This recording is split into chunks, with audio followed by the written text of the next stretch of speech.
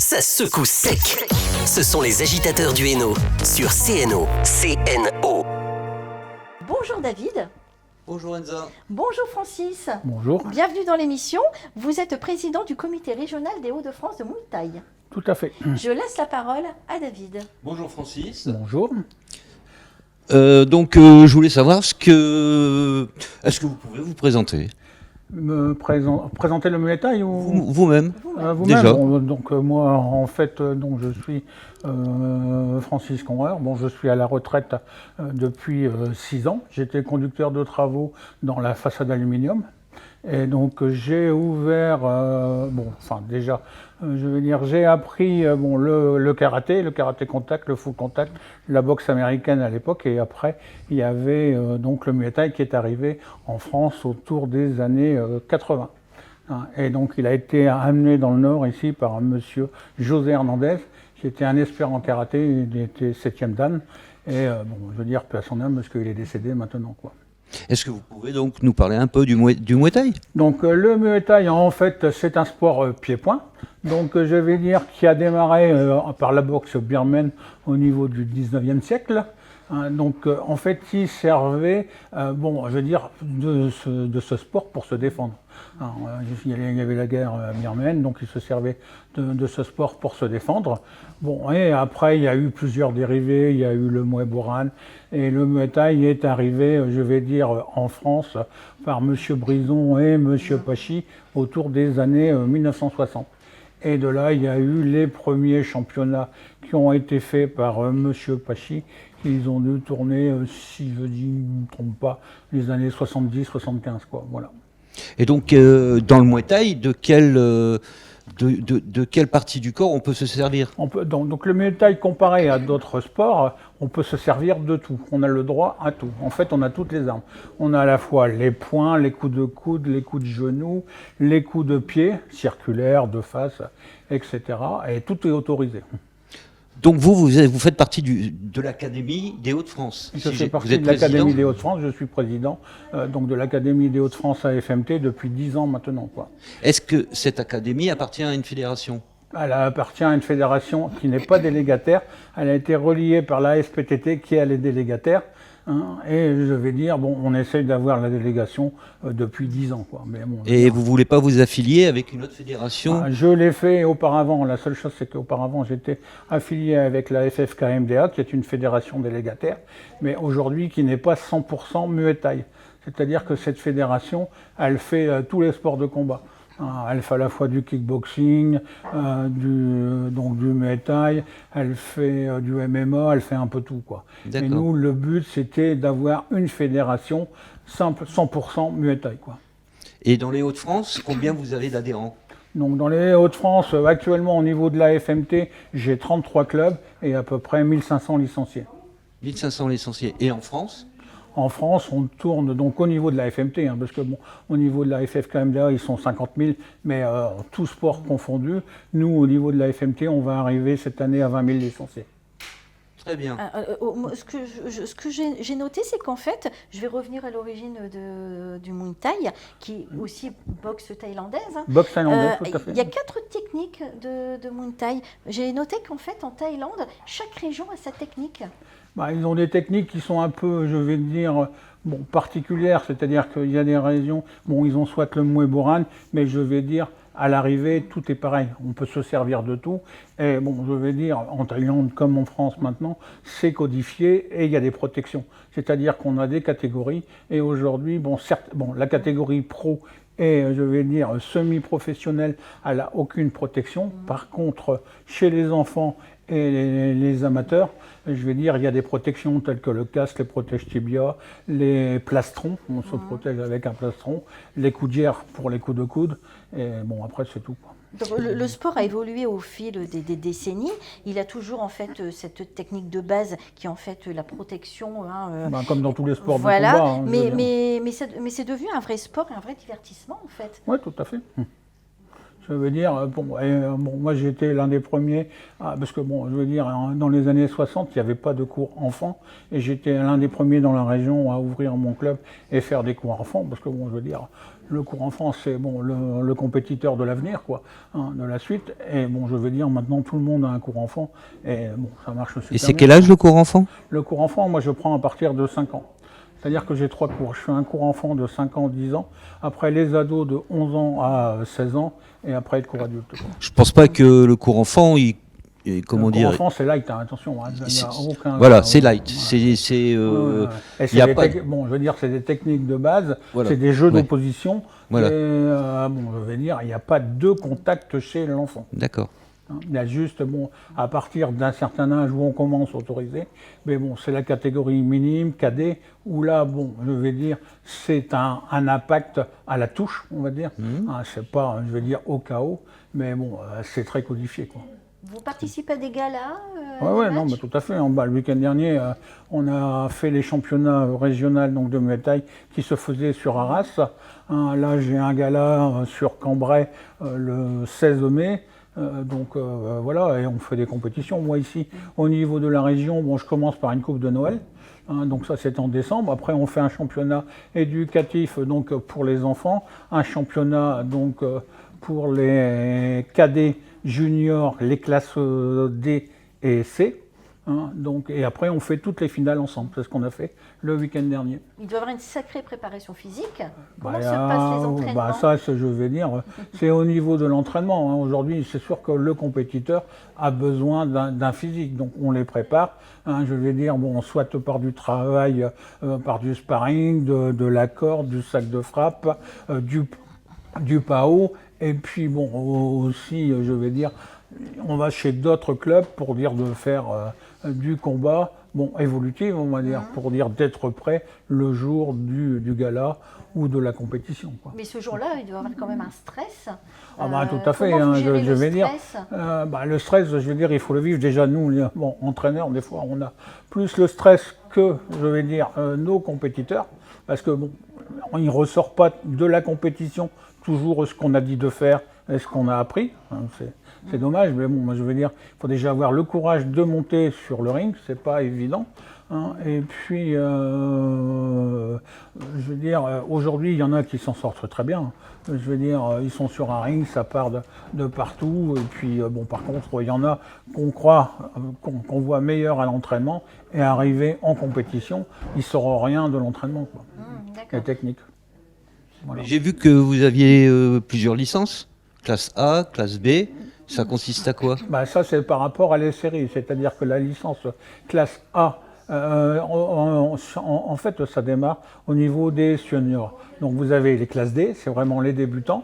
Les classes D, bon, je veux dire, il faut avoir un nombre de combats gagnés pour passer en catégorie classe C. Et après, les classes A, les classes B et les classes A, c'est des catégories semi-professionnelles.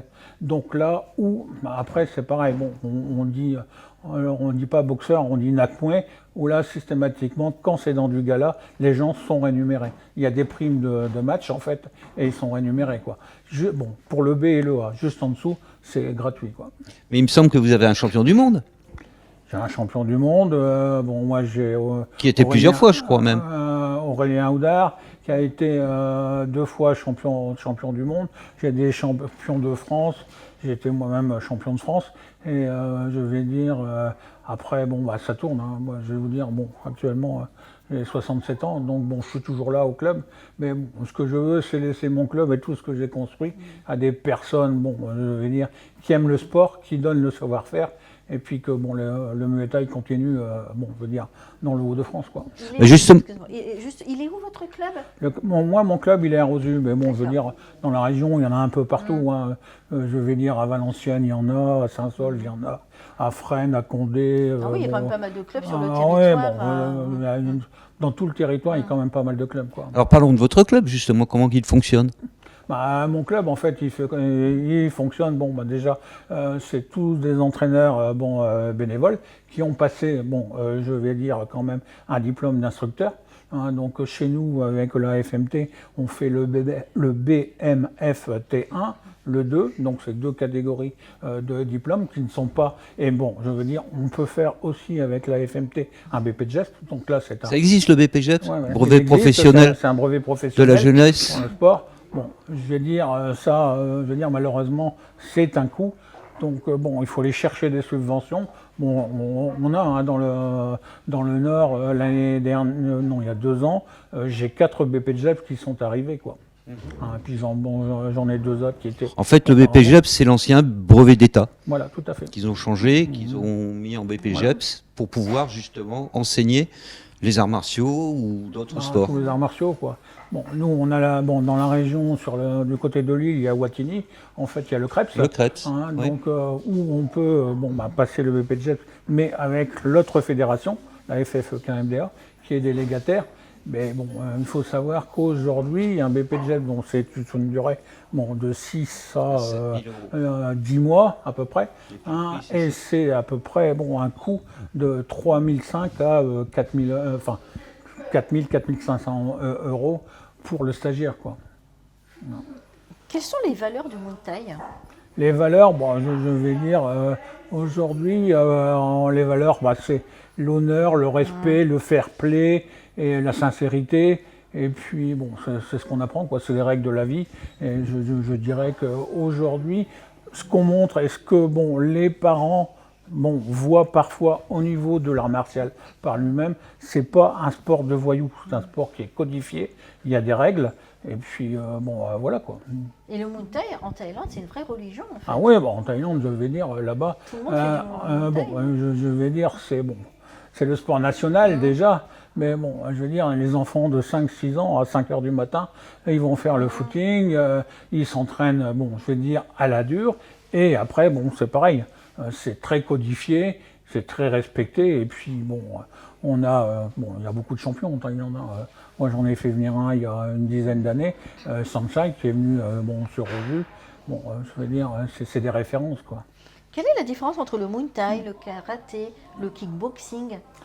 Donc le karaté, je vais dire à la base, c'est toujours du pied-point. La seule chose, c'est que le karaté, je vais dire en combat, on n'a pas le droit, je vais dire vraiment au contact, tout est codifié. Et le karaté, vous avez des katas aussi. Donc il y a à la fois kata, donc ça c'est des techniques qui sont démontrées. Le kickboxing, en fait, on n'a pas le droit aux saisies. Hein, et au coup de genou. Donc on peut frapper à la base. Hein, donc ça c'est les low kicks. Après au-dessus de la ceinture, middle kick, high kick, qui sont des techniques de pied et des techniques de poing. Par rapport au Muay Thai, où là, comme je disais tout à l'heure, on a le droit à tout. Je veux dire, vous avez le droit à la fois aux projections, aux saisies, coups de genou, coups de coude, tout est autorisé. Oui, mais vous me dites que tout est autorisé, mais dans quelles limites? Je vais dire, tout est autorisé. Bien sûr, comme en Thaïlande, chez les vraiment les professionnels. Chez nous, en France, les niveaux A et B, il y a des techniques qui sont autorisées, mais parfois avec des protections. Ce que je veux dire, le coup de coude, il y a les coudières pour dire de protéger. On a des gants d'une certaine catégorie. Je veux dire, par rapport au poids, il y a des onces en fait sur les gants. Donc, au-dessus de 60 kilos, on met du 8 onces. Après, les poids lourds, ils mettent du 12 onces, quoi. C'est un gant qui est un peu plus rembourré, quoi. Mais c'est accessible aussi bien aux femmes qu'aux hommes, ce sport? Tout à fait. Je veux dire, on a de plus en plus de féminines. Oui, c'est un moyen de défense aussi. C'est un moyen. De toute façon, c'est ça. Moi, c'est ce que je dis aujourd'hui. Même pour les enfants, c'est le meilleur autodéfense qu'il peut y avoir, quoi. Bien sûr. Et au niveau des seniors, c'est pareil. Au niveau des seniors, c'est pareil. Après, je veux dire, on n'enseigne pas on peut s'en servir pour se défendre. Ok, mais c'est pas pour aller dans la rue et chercher les ennuis, quoi. Mais, souvent, on part d'un art martial comme le Muay Thai, le karaté, le judo. Quand on assemble tout ça, on arrive au MMA. Le MMA, je veux dire, c'est ce qui vient de sortir, on va dire. Hein, et c'est ce qui est en train, je vais dire, de prendre fureur, quoi. Parce que aujourd'hui, le MMA, déjà, comparé au Muay Thai traditionnel, si vous voulez, la catégorie du combat, il y a 2 rounds en moins. Le MMA, c'est 3 rounds de 3 minutes, tandis que chez nous, en classe A, c'est 5 x 3. Donc je veux dire, forcément, les gens, se préparer et tout, ils préfèrent faire du MMA que de faire du Muay Thai, quoi. Et qu'est-ce que vous pouvez dire aux jeunes Pour les faire venir dans votre... Les faire venir aujourd'hui, je vais dire, bon, c'est déjà l'esprit de l'entraîneur, c'est de les encadrer correctement, c'est de leur montrer nos valeurs. Hein, et je vais dire, mais dans tous les sports, que ça soit, bon, je vais dire en judo, en karaté, tout ce qui est art martial aujourd'hui, bon, c'est d'accueillir dans les salles. Hein. Moi, comme je dis toujours, je préfère voir les enfants dans nos salles que de les voir dans la rue et de faire n'importe quoi. Tout à fait. Et vous les recrutez comment? C'est eux qui viennent vers C'est vous? eux qui viennent. Je veux dire, bon, le club avec les années, bon, il y a les valeurs, les nouveaux clubs, c'est pareil. Ils viennent, ils font des essais, c'est codifié, il y a une fiche d'inscription. Après, on prend leur licence et puis voilà quoi. C'est une licence qui vaut à peu près combien? Donc la licence enfant chez nous, elle fait 32 € et chez les adultes, elle fait une quarantaine d'euros quoi. D'accord. Et les entraînements, c'est toute la semaine Les entraînements, bon, chez moi, mais après c'est partout. Hein. Je veux dire, il y en a toute la semaine dans tous les coins. Mais chez moi, c'est le lundi, on fait cardio, boxing et crossfit. Ça, c'est pareil. Le crossfit, c'est un sport qui prend fureur aussi. Hein. Et donc après, le mercredi, j'ai 3 cours. Le vendredi, j'ai 3 cours aussi. Donc enfants, ados et adultes. Et après, bon, je fais même aussi le samedi matin un cours pour les enfants autistes. Donc ça, c'est, bon, je vais dire, 2 fois par mois, quoi. Pour les aider, je vais dire, c'est surtout les affranchir et tout. Et je vais dire, bon, je vois l'évolution de ces enfants. Et bon, c'est passionnant, quoi. Le Muay Thai, c'est plus qu'un sport, c'est une philosophie, un art de Oui, vivre, non, en mais fait, bon, hein. voilà. Après, bon, c'est pareil, hein, on peut aller plus loin parce que bon, dans le Muay Thai, il y a le White Crew. Le White Crew, c'est la danse. Je vais dire juste avant le combat. Bon, donc c'est de présenter, c'est de faire le tour du ring, c'est de saluer. Il y a des danses, des mouvements et autres. Il y a un protocole, quoi. Ouais, voilà, c'est un protocole, tout à fait. D'accord. Autre chose à rajouter, David? Non, moi je pense On a appris beaucoup de qu'on a fait choses. le tour, on a appris beaucoup de choses, tout à fait. Vous avez Très autre- intéressant. oui, autre chose à rajouter, Francis? Non. Est-ce que vous avez des projets ou d'autres galas prévus là bientôt? Le prochain gala, bon, c'est des mises de gants surtout. Donc bon, là, les mises de gants, il y en a qui sont dans la région, mais c'est pareil. Donc vous dites mise de... Comment? Vos mises de gants, Les mises de gants, en fait, c'est pour que bon, les gens, les débutants, commencent à faire du pied-point, donc bon, sur ring ou sur tatami, et commencent à travailler avec des adversaires différents, quoi. D'accord. C'est les apprendre à les mettre au combat, parce que bon, je vais dire, avant d'aller en compétition, il faut quand même avoir un certain niveau. Parce que bon, je veux dire, malheureusement, mais c'est dans tout. Je vais dire, dans les enfants, dans les ados, dans les adultes, il y en a qui sont là depuis un certain âge. Bon, au bout de 2 ans, 2 ans, 3 ans, on acquiert, je vais dire, une technique. Et bon, je vais dire, malheureusement, en compétition, si ils peuvent retrouver quelqu'un qui a 6 mois de pratique, quoi, si l'entraîneur met une personne qui a 6 mois de pratique, forcément, la personne qui est plus habituée, c'est un peu difficile pour elle, quoi. Donc pour arriver à un certain niveau pour Faut combattre, quand même un certain niveau. combien Ça, c'est d'années, à l'entraîneur à juger, mettre le niveau de la personne, et puis après de faire travailler, quoi. Eh ben merci beaucoup, on a appris beaucoup de choses. Ouais, de rien. Bonne continuation dans votre club. Merci. Merci beaucoup. Merci Francis. Merci. Allez, merci à vous. et Merci puis, à vous. bonne continuation. On marque une pause. Vous avez la possibilité de nous joindre sur Facebook Live et YouTube Live. À tout de suite. Ça secoue sec. Ce sont les agitateurs du Hainaut sur CNO. CNO.